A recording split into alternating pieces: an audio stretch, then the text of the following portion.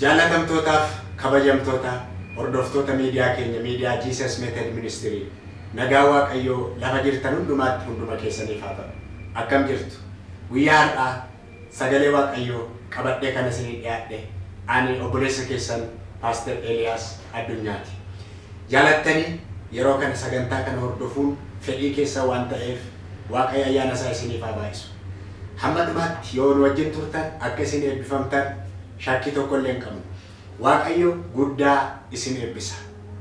Guyyaa har'aa jalqabee gara fuulduraatti guyyoota itti fufanii sagantaan Jesus Method Ministry yookaan immoo tajaajilli Jesus Method Ministry kuni maal akka ta'e, kaayyoon isaa maal akka ta'e, mul'anni isaa maal akka ta'e, akkuma kana ergamni isaa maal akka ta'e. Kana qofa miti. Tajaajilli nuyi karaa miidiyaa kanaa kenninuu fi akkaataan isinitti miidiyaa kana wajjiniin illee Waaqayyoon akkuma kana obboloota keessan tajaajiluu dandeessan maal akka ta'eni bal'inaan isinii ibsuu barbaada. Akka isin nu wajjin turtan asumaan waamicha isiniif dhiyeessa. Nu wajjiniin tura. Ayyaanni Waaqayyo hunduma keessanii wajjin haa ta'u. Kaayyoon sagantaa kanaa, ergamni sagantaa kanaa, mul'anni sagantaa kanaa maal akka ta'e wal duraa duubaan kan ilaallu ta'a jechaadha. Kanaaf tajaajila kana kutaa kutaadhaan qabadheen isiniif dhiyaadha. Hamma dhumaatti kutaa hundumaa yoo hordoftan ergama akkuma kana mul'ata kaayyoo tajaajila kanaa fi akkuma kana akkamittiin akka tajaajila kana wajjiniin hojjettan asumaan kanarraa kan hubattan ta'a. Waaqayyo hunduma keenya haa gargaaru. Mee har'aa kutaa isa jalqabaa kana keessatti kan nuti wal wajjiniin ilaallu ergamni sagantaa kanaa, ergamni Jesus Method Ministry yookaan immoo ergamni tajaajila kanaa maal akka ta'eni isiniif kaasa. Isa kana kutaa isa jalqabaa keessatti ergama Jesus Method Ministry kan wajjiniin ilaallu ta'a.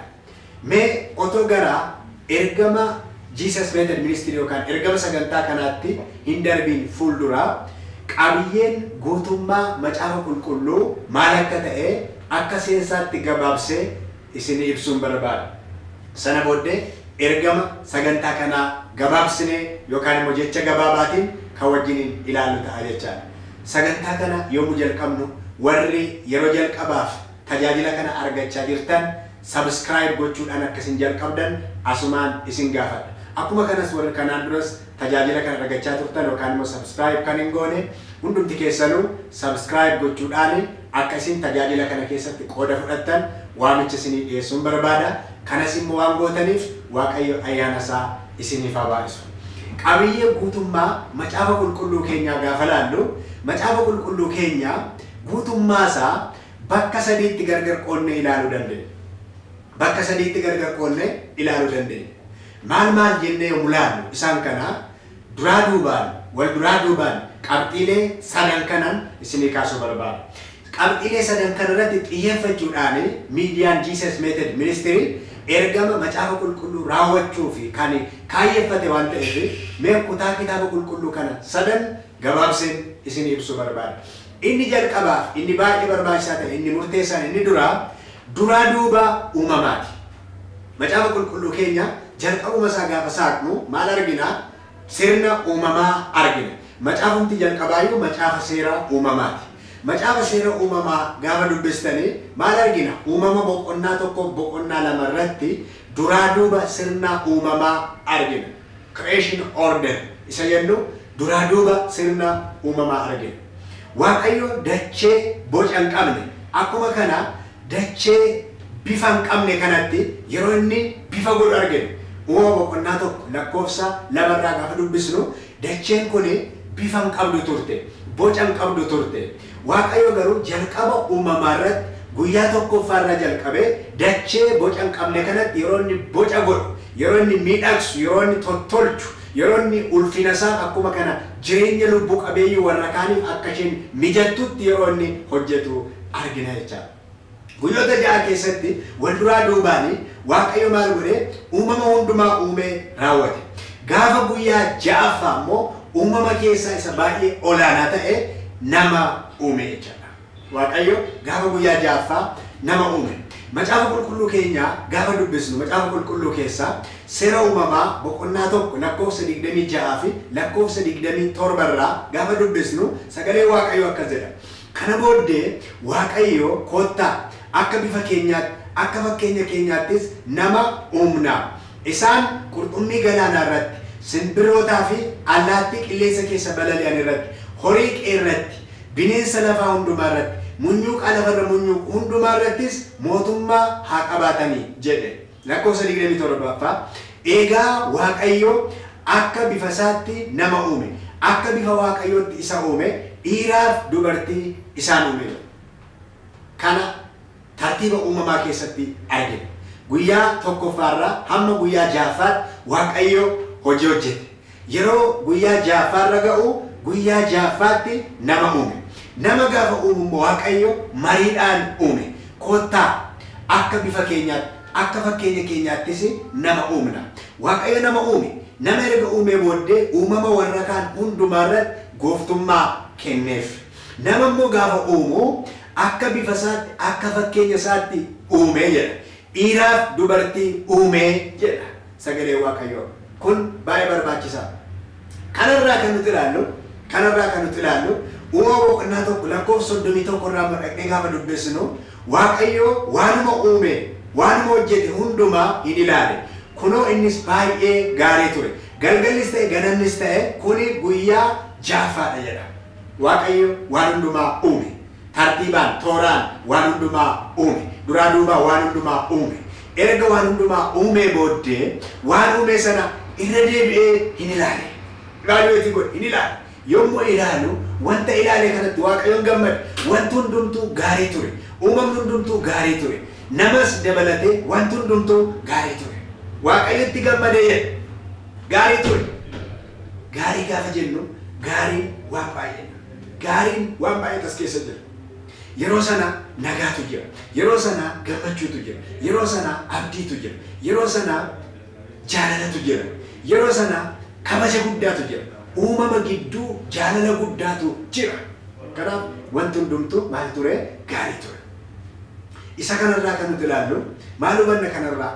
Waaqayyo keessumatti gara uumama namaa irratti yommuu xiyyeeffannu Waaqayyo yommuu nama uume namni jalqaba yommuu uumamu qaamatti, hafuuratti, akkuma kana sammuutti, hawaasummaatti kana jechuun fiizikaalii, sooshaali, ispirichuwaalii, fiizikaalii Waaqayyo nama gaafa uumu namni uumama mudaa hin qabne ture. Mudaan qabu. Hir'ina kan hin qabne ture. Perfecti ture. Waaqayyo mudaa kan hin qabne uume. Sababiin isaa namni akka bifa isaatti akka fakkeenya Waaqayyootti waan uumameef jechaadha. Kanaaf inni kun toora uumamaa isa jalqabaadha. Tiimii macaafa qulqulluu isa jalqabaadha. Creation order yookaan immoo duraa duuba uumamaadha. Kutaan kitaabni qulqulluu inni jalqabaa. Kun uumama boqonnaa tokko boqonnaa lama keessatti kan arginu ta'a. Inni lammaffaani tiimiin yookaan immoo kutaan kitaaba qulqulluu keenya inni lammaffaan immoo maal inni kufaatiidha. Kufaatii argina. Chaos or disorder. Kufaatii. Jeequmsa. Karaa nama gaddisiisuun macaafa qulqulluu keenya seera uumama boqonnaa 3 gaafa dubbisnu sirni uumamaa ni jeeqame. Sirni uumamaa ni jeeqame. Akkamitti sirni uumamaa jeeqame jennee gaafa laallu Waaqayyo nama gaafa uumu seera kenneefi ture, abboommii kenneefi ture, ajaja kenneefi ture. Akkaataatti dhalli namaa sirna uumamaa sana keessa deddeebi'u Waaqayyo karaa kenneefi ture. Haa ta'u malee karaa nama gaddisiisuun uumama keessaa inni kufe tokko seexanni maal godhe? Heewwaaniin gowwoomse. Heewwaaniin gowwoomse. Karaa Waaqayyo irraa kaachise. Seera Waaqayyo irraa, abboommii Waaqayyo irraa akka isheen dabartu taasise. Isheenis abboommiif seera Waaqayyo irraa erga dabartee booddee dhaqxee abbaa manaa ishee karaarraa kaachifte. Akka inni cubbuu hojjetu goote. Ija mukaa isa Waaqayyo nyaatinaa jedhe sana akkasaan nyaatan sagalee Waaqayyo lafa kaa'a. Yeroo kana booddee wanti ta'e yoo jiraate maalinni sirni uumamaa ni jeeqame. Abaarsi biyya lafaa irratti dhufe. Namni cubbuu hojjete. Cubbuun immoo harka Waaqayyoo keessaa waan nama baasuu fi cubbamaa ta'e nan karaa Waaqayyo irraa kaate. Bu'aan isaa immoo maal ta'e? Yeroo san Addaamii fi Hewaan irraa jalqabe jireenyi isaanii eebbi isaanii ni dura irraa fudhatan. Uffata ayyaana Waaqayyo kan qaban qullaa buusan. Walii isaanii qaana'an. Hin sodaatan. waaqayyo duraa baqatan fagaatanii fuula waaqayyo irraa jiraachuu barbaadan. Kana qofa miti uumamni warri kaan hin jeeqaman sirni uumamaa hundumtuu hin jeeqame duuti biyya lafaatti seene lafti qoraatti biqilche baala waraanteetu biqile danqatu dhufe rakkinatu dhufe sanaa wal qabate du'atu dhufe ajjeechaatu dhufe dhukkubatu dhufe abaarsatu biyya lafaatti seene. Kuni seenaa nama gaddisiisu macaafa qulqulluu keenya keessa kaayyoo waaqayyoo kan hin taane uumama boqonnaa 3 keessatti argina. Kanaaf inni jalqabaa orderii yommuu ta'u inni lammaffaa immoo uumamni disorderii ta'e yookaan immoo karaa waaqayyoo irraa kaan jeequmsatu gara sirna uumamaatti seenee jira. Akkuma ilaalle namni bifa waaqayyootiin uumame amala waaqayyoo qaba ture. Bifti yookaan immoo fakkeenyi amalli waaqayyoo kun immoo inni guddaan kan inni ittiin ibsamu jaalala ture. Jaalala ture. Waaqayyo jaalala. Uumama hundumaa keessa jaalalatu jira. Sagalee waaqayyoo maal jedha? Waaqayyo jaalala jedha. Tokkoffaa Yohaannis boqonnaa 4:8 irratti waaqayyo jaalala waan ta'eef namni hin jaallatin waaqayyoon hin beekne jedha. Amala waaqayyo bifa fakkeenya dhalli namaa ittiin uumame waaqayyo irraa kan fudhate keessaa tokko jaalala ture. Jaalalli sun hin jeeqame. Uumama boqonnaa 3 keessatti.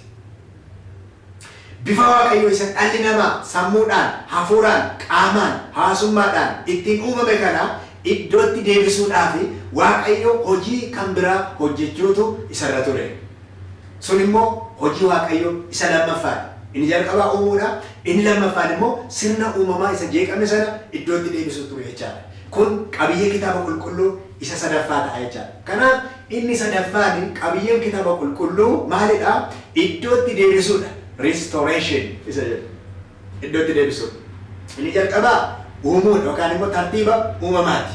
Inni lammaffaan immoo kan achi keessatti arginu tartiibni uumamaa sirni uumamaa sun jeeqamuu isaa arginu. Sana booddee kutaa kitaaba qulqulluu tiimii kitaaba qulqulluu isa sadaffaa yommuu ilaallu iddootti deebisuudha. Restoration. Bu'uurri heertuuwwan kitaaba qulqulluu kan warra kaanii egaa asirraa jalqaba. Iddootti deebisuu isa kufe sana iddootti deebisuurraa jalqaba. Uumama boqonnaa 3 lakkoofsa 15 irratti gaafa dubbisnu sagalee waaqayyoo kan inni lafa kaa'e iddootti deebisuu sana keessatti kakuu argina. Waaqayyo hojii iddootti deebisuutiif yeroo inni kakuu galu argina. Uumama boqonnaa 3 lakkoofsa 15 irraa ani siif dubartitti gidduu diinummaa nan buusa. Sanyii kee fi sanyii ishee gidduu diinummaa nan buusa. Inni mataa kee buruqsa, atis koomeesaa hin iddita jedhee jedha. Kun hojii iddootti deebisuuti. Hojii restorationiti.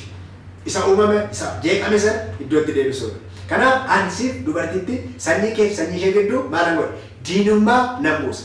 Inni mataa kee buruqsa, ati immoo koomeesaa iddita. Kan jedhu lola dubartittii yookaan immoo dubartittii fi boficha gidduu seexanaa fi saba waaqayyoo gidduutti eegalame iddoo kanatti waaqayyootu inni waa'ee isa dubbatu argina.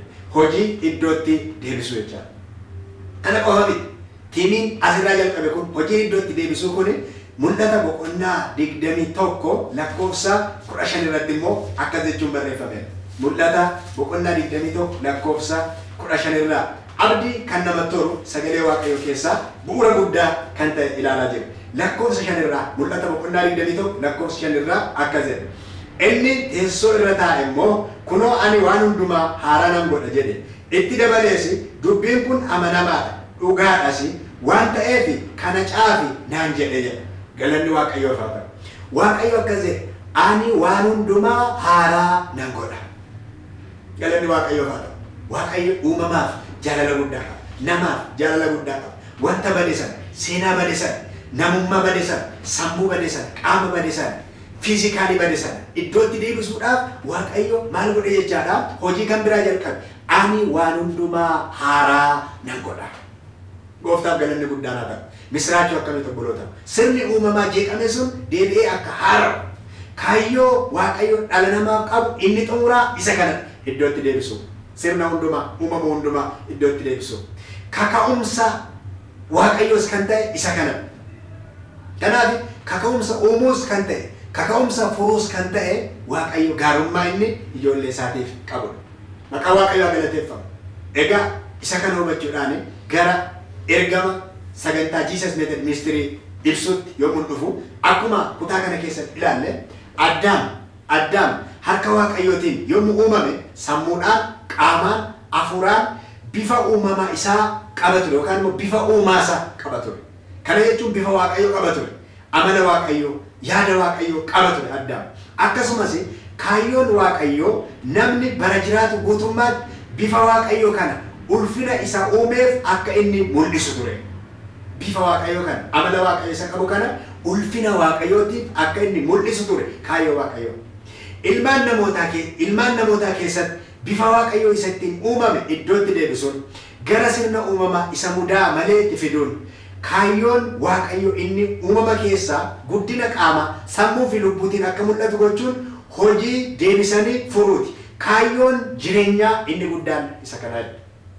Egaa kaayyoon waaqayyoo har'as kan inni qabu waaqayyo, kanaan duras kaayyoon waaqayyoo sirna uumamaa jeeqame sana bade sana iddootti deebisuudha. Kanaaf qaamaan, hawaasummaadhaan, akkuma kana sammuudhaan, akkuma kana hafuuraan isa bade amala waaqayyoo sana nama keessaa seexanni karaa cubbuu hate sana iddootti deebisuun kaayyoo waaqayyooti. Kanaaf ergamni GMM yookaan immoo ergamni Jesus Method Ministry karaa gabaabaa ta'een namoota gara kaayyoo sirrii uumamanii fi kennaa isaanii hubachuutti gaggeessuudha. Waaqayyo kan nu uumeef qaba. Kaayyoo nu uumeef qaba. Gara kaayyoo uumamneef kanaatti namoota gaggeessuudha. Inni jalqabaa. Kana qofa miti. Namoonni kaayyoo sirrii uumamaniif akka isaan beekan, akka isaan hubatan, kennaa isaaniis immoo akka isaan beekan. Waaqayyo nama kaayyoo sirrii tokko uume. Kaayyoon kun maali? Gara fuulduraatti bal'inaan kan ilaallu ta'a. Waaqayyo nama hundumaayyuu harka duwwaan uumne, maseenan uumne, kennaa wajjiniin uumeera. Dandeettii wajjin uume qaba waaqayyo nama. Gara kanaatti nama gaggeessuun kaayyoo sagantaa kanaati.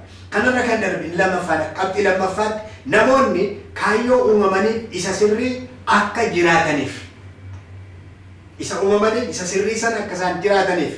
Sammuudhaan, hafuuraan, qaamaan, hawaasummaadhaan fiixee milkaa'inaa barbaadan bira akka ga'an gargaarudha. Kaayyoon sagantaa kanaa.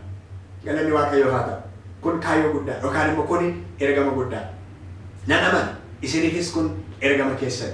Waaqayyo anaaf isiniin kan barbaaduuf kanaaf, namoota kan barbaaduuf waaqayyo kanaaf barbaada. Obboloota ko milkaa'ina ni barbaadu. Fiixee milkaa'ina isaatti ba'uu ni barbaadu. Kun fedhii nama hundumaati. Milkaa'ina gaafa jedhamu kallattii tokko qofaan miti. Tarii maallaqa qabaachuu qofa miti. Yookaan immoo beekumsa addaa qabaachuu qofa miti. Wantoota baay'eetu jira. Guutummaatti jireenyi keenya dirree milkaa'inaatti akka inni ol ba'u gochuudhaaf maaltu nu barbaachisa? Ayyaana waaqayyootu nu barbaachisa. Wanti nuti beekuu qabna. Kanaaf karaa sagantaa kanaa wanti guddaan, ergaa guddaan isin bira ga'u namni sammuudhaan, hafuuraan, akkuma kana qaamaan, akkuma kana hawaasummaadhaan guddina barbaachisaa ta'e akka guddatu, hafuuraan akka guddatu, qaamaan kana gaafa jennu kallattii garagaraan ilaaluu dandeenya ta'a. Sammuudhaan, hawaasummaadhaan. Kaayyoon waaqayyo jalqaba dhala namaaf qabu akka iddootti deebi'u hojii waaqayyo kana keessatti hirmaannaa gochuu fi namoonnis akka hirmaatan taasisuun kaayyoo yookaan immoo ergama sagantaa keenyaati. Ergama tajaajila keenyaati. Kan akka goonuuf waaqayyo hunduma keenyaa gargaara. Nan amana kun isiniifis kaayyoo keessanii. Kaayyoon kun namoota bira akka ga'u, isin bira akka ga'u, kadhannaa keessaniin akkasiin nu wajjin dhaabattan. Akkuma kana kennaa keessaniin waaqayyo gooftaan jireenya keessan yaadaan kan isiniif kennu ulfina isaatiin akkasiin jiraattaniif akka inni isin gargaaru nu bira dhaabadhaa. Sagantaa keenya subscribe godhaa. Akkuma kana kallattii adda addaan namootaaf qoodaa. Hirmaannaan keessan gaarii. Hamma xumuraatti nu wajjin akka waan turtaniif waaqayyo gooftaan guddaa isin haa eebbisu. Sagantaa ixaan kutaa ixaanuun yeroo ixaanu kan wal agarru ta'a. Ayyaanni waaqayyo hunduma keessaniif haa baay'atu.